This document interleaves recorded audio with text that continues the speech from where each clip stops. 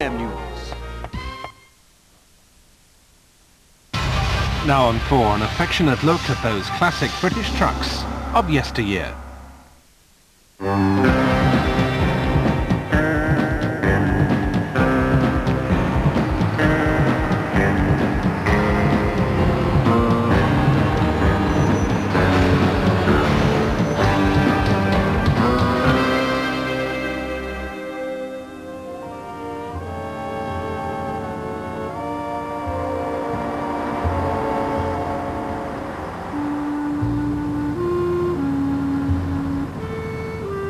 In Britain during the 1950s, the Leyland octopus was the king of the road and essential to commercial life. Life on the road was hard, but it was worthwhile. These former drivers are proud men. We felt that, sat round this table, we did a good job in the early days. They were waiting for you, weren't they? That's right. They were waiting for you. There's no way of getting to some of them places without a lorry, was there? No. There's no trains, nothing. No. So a lorry had to take it. This is where you started finding back roads, going through places you shouldn't have gone, little villages and... exactly, yes. Or going over bridges that you shouldn't have gone. You shouldn't have. No. I know, yeah. Knocking telegraph wires down. That's right, yes. The standard of living that I reckon we enjoy today has been brought about by the wagon.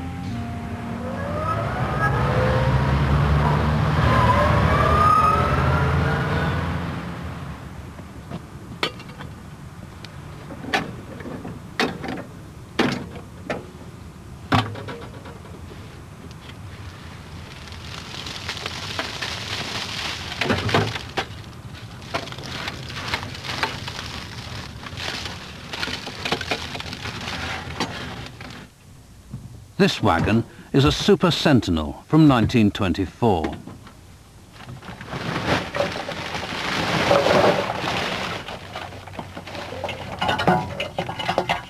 It's steam-powered, so just like a railway locomotive, the engine is fired up with a paraffin-soaked rag.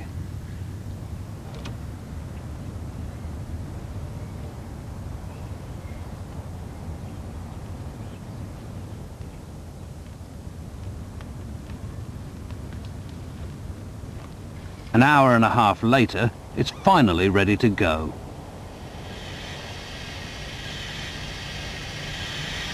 To start off, you put it in forward gear, handbrake off. Open the regulator. Go on. Give it a bit more. No, it's the flashing there on you. No, you're all right. Go on. The Super was an advanced machine, a ruthless attempt to give Sentinel control of the steam wagon industry and so win a bitter commercial war that had been raging for a generation.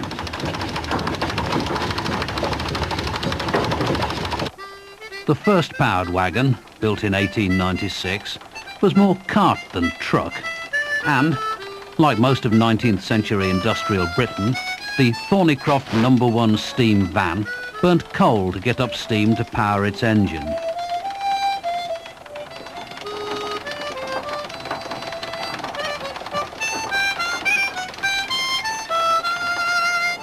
At the turn of the century, Britain was enjoying a trade boom.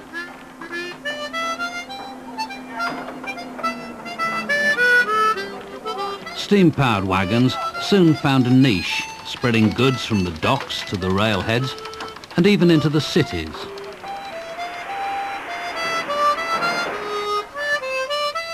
Trade was still expanding when, in 1905, this arrived, the Foden 5-ton, which could actually carry a payload of 7 tons.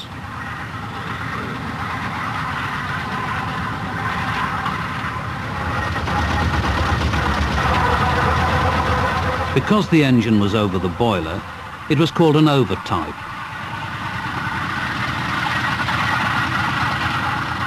As is conventional today, it was steered by the front wheels, and it was powered through the rear wheels.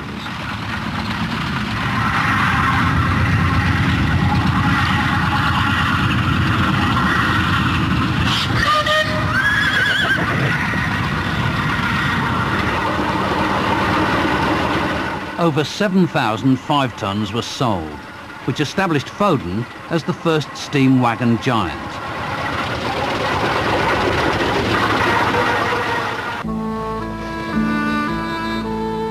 Then, in 1914, came the Sentinel standard.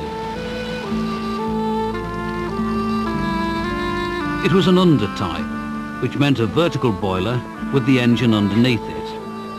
This layout allowed more payload space, but it was usually rejected as complex and unreliable. The Sentinel was reliable and could move a 6-ton payload fast, perhaps too fast. I started driving in 1922 when I was 14, and I've just been driving ever since. In the very early days, my speed limit with the steam wagon and trailer on solid tyres was 5 miles an hour. And I've had many convictions for travelling at 7.5 and 8 miles an hour. In fact, during the early 1920s, 8 miles an hour was slow, and the heavy steam wagons struggled to stay in front of much lighter and speedier petrol-engined vans.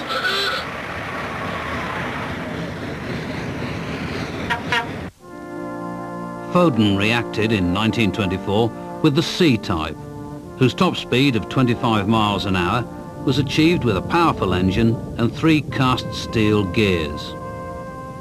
Well, once we've got steam and we're ready to move off, then we have to put it into gear. And these are the gears here. We move this lever into 1 for the first gear, back here for the second gear, and then come into this one for the top gear for when you're ready to go off on the road. Well, having set the engine in gear, then we go to the reversing lever, and this is which is this lever here. And to going forward, you put it in the forward position. If you want to go backwards, you put it in the rear position. So if we say we're ready to go forward, then you've got to operate the regulator. You push it forward, and then the engine will move. Steam wagon gears were not like car gears. I would never try to change gear when it's actually moving. We normally stop the engine, then we change gear.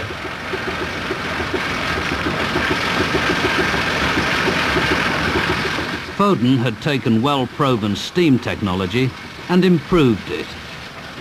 Power was generated by an old agricultural-style compound engine.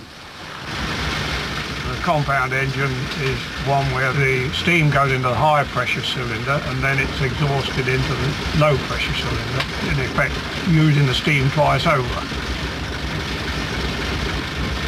The steering is quite heavy. You need a fair bit of arm power to move it. The same, of course, applies to the brakes, the foot brakes, and you need fairly strong legs, especially when you're hurtling downhill and you've got to pull up 9.5 tons.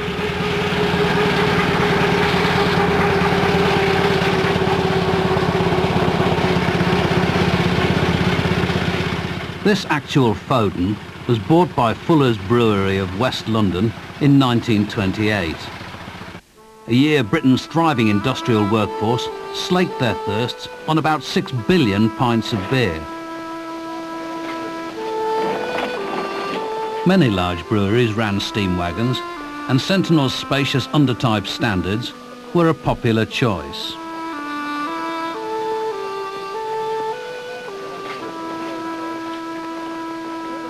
Sentinel could not afford to lose such markets to Foden, and it didn't. Thanks to the Super, which finally gave Sentinel control of the vital steam wagon industry. This clever cocktail of tradition and invention mixed an efficient but heavy chain drive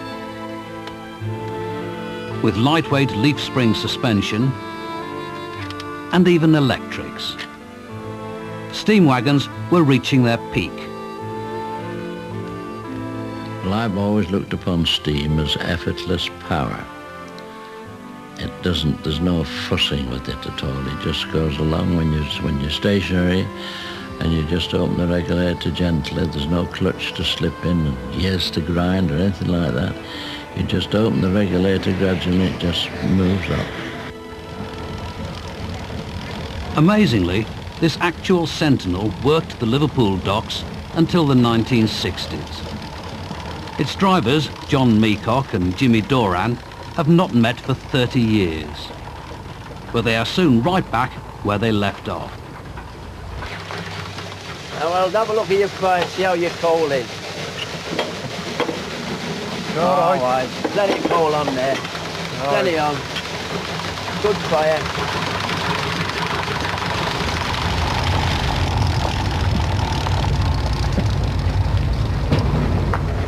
Our main job was cattle food. Cattle food, all right. We used to cart all the cattle material off the dock to make the cattle food. Linseed oil cake, bran, groundnut cake, bollards.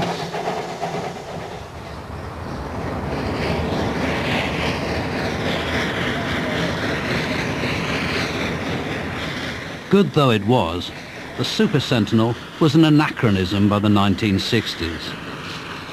It had been clear as early as 1930 that heavy, coal-fired steam wagons were inefficient at converting thermal energy into pulling power.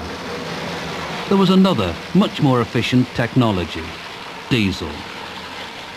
And there was a big drift to the diesel when it started, and they got all the snags out of them kind of thing.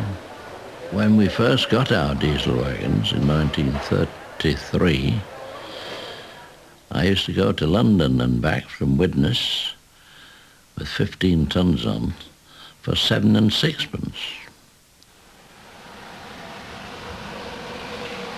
Sentinel was undaunted by diesel and reacted with the S4. The press raved about its most satisfactory performance and manoeuvrability that is quite out of the ordinary.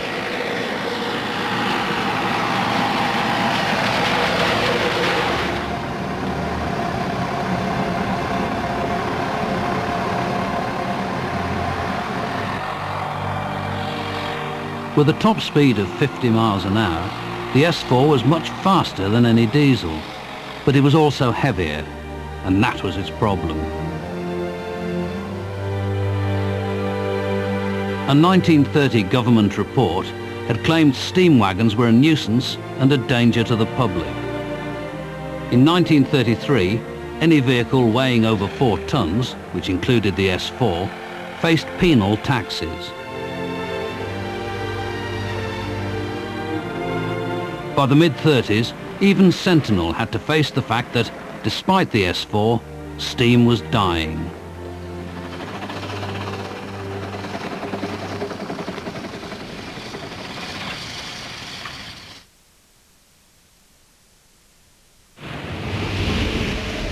Now there's a new force to relieve all your cold and flu symptoms. New Nurofen Cold and Flu.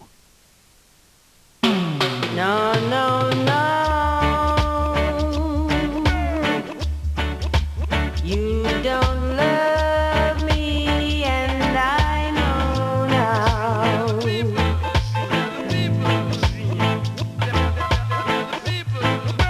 No, no, no. You don't love me as I know now.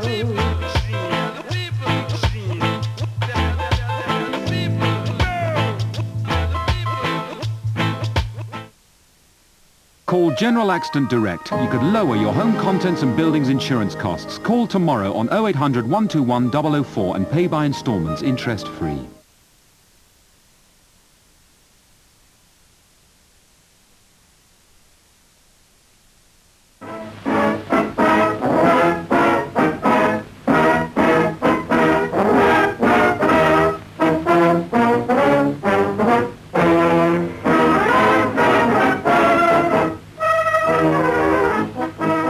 For generations, the Foden Works Brass Band has entertained the people of Sandbach the small Cheshire town where Edwin Foden built his first steam wagon in 1901.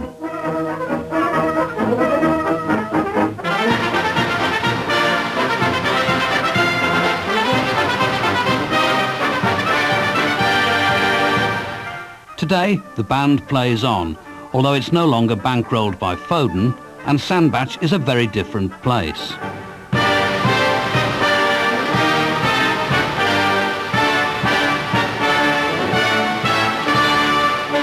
Throughout the age of steam, Foden was the only wagon builder in Sandbach. Then in 1930, when steam was dying, the Foden family began to tear itself apart.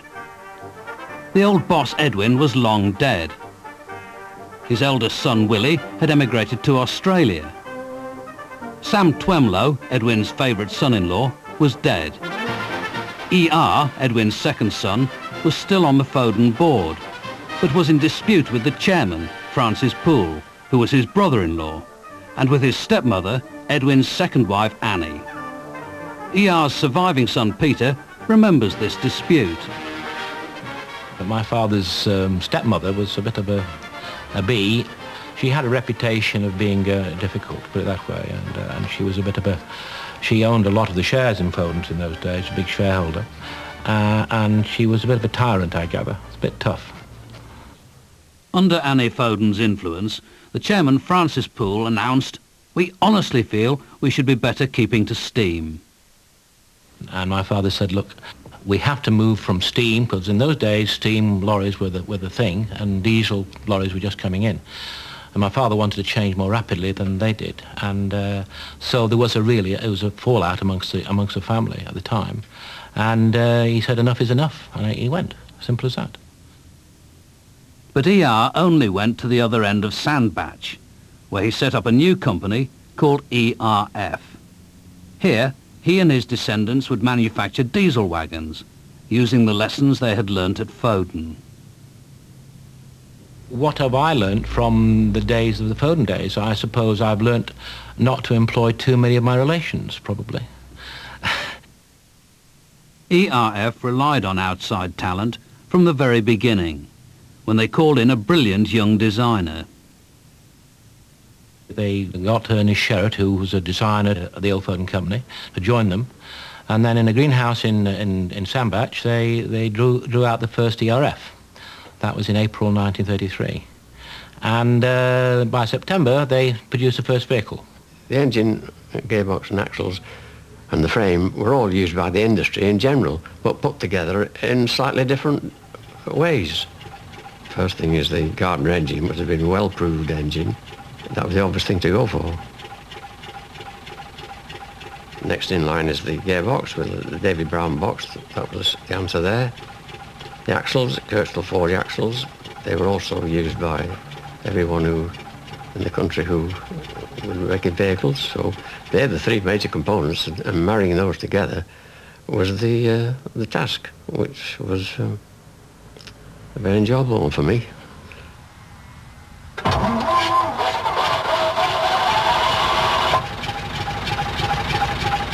The sturdy, low-revving Gardner diesel was designed to power boats.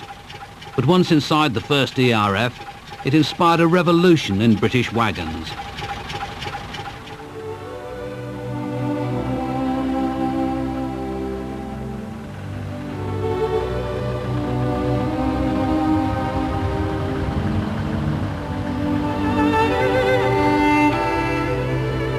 Lightweight, but able to carry an 8-ton payload, this four-wheeler soon turned ERF into a major wagon builder. The third customer to receive one was the Sandbach family firm, Hackney's. Lovely vehicle, lovely to ride in. I used to go to, my husband used to go to Bainbridge, and we used to go at 5, and he'd drop me off in Northampton, and then he'd pick me up. He went to Fison's at Austin with 6 cylinders from Murgatroyd's, and it's as nice as any today.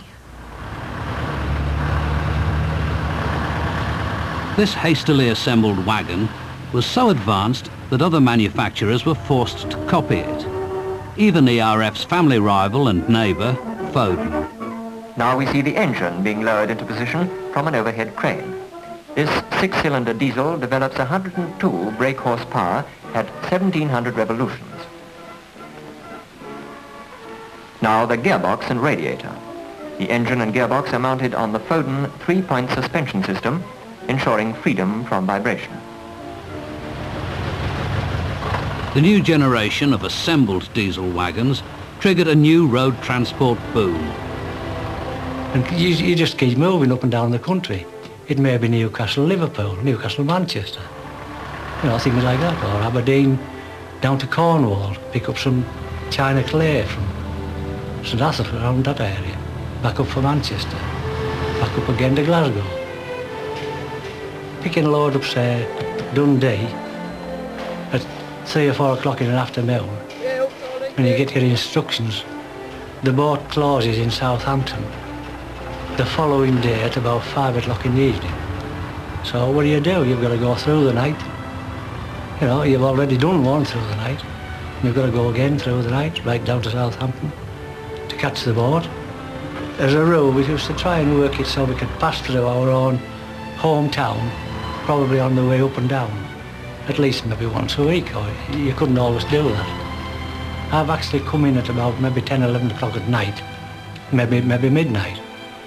Just sneak quietly in, got the frying pan out, had a bit of a fry up, wash and shave, lie on the sofa, 2 hours maybe, get up, leave a note, been and gone, see you sometime. And they've never known I've been in. Although this heavy traffic was diesel powered, there were trace elements of the steam wagons. This 1920s test film shows the world's first rigid chassis 8-wheeler.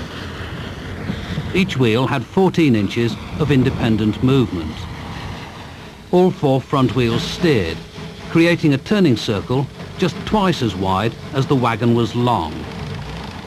Sadly, the 8-wheeled steam wagon was a futile effort, because it faced the same legal restriction on payload as a much cheaper 4-wheeler.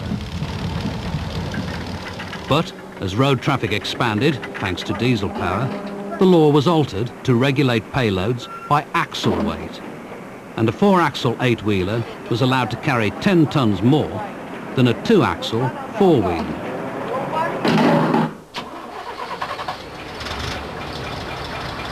That's why, in the early 1930s, the London bus maker AEC put its powerful bus engine into the first diesel-powered, rigid chassis 8-wheeled wagon, the Mammoth Major.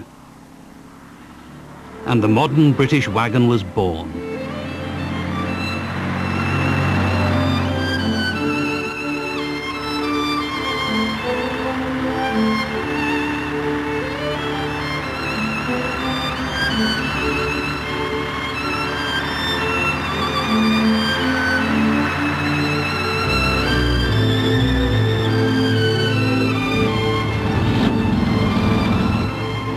But the most important asset passed on from steam to diesel was not technological. It was the attitude of the drivers. Slow, steady, and proudly independent. We're going back to the very, very early days of our driving careers, which in my case was the late 40s, early 50s, when the speed limit for the lorries was only 20 miles an hour, which meant you could do Lancashire to Bristol, 186 miles, 11 hours, no more. Lancashire to Cambridge, 11 hours. Well, when I was coming out of Bodmin Moor, you know what it's like up there, I'm looking through the mirror there and there's a tractor behind with hay on or something. That's right. Pass me. And he was pulling away from me. He passed me with a tractor, That's how, There was no powered steering. No. Nothing. You had to That's why we're such strong lads, a pair isn't of it? arms like a gorilla. That's right, yes. Yes, right. And then they used to say, all drivers are sat in cabs to get no exercise. You got more exercise than anybody. The vehicles at the time, they were. The ultimate. Did the job. Yeah. Make no mistake about it. Civilization as we know it today would crash suddenly to a halt. There's no two ways about that without road haulage. Well, it would have done in the early days, wouldn't it? Yeah, it would have done even in the early days. No matter what period you're speaking of, without transport, you're finished. Yeah. You've got to have it.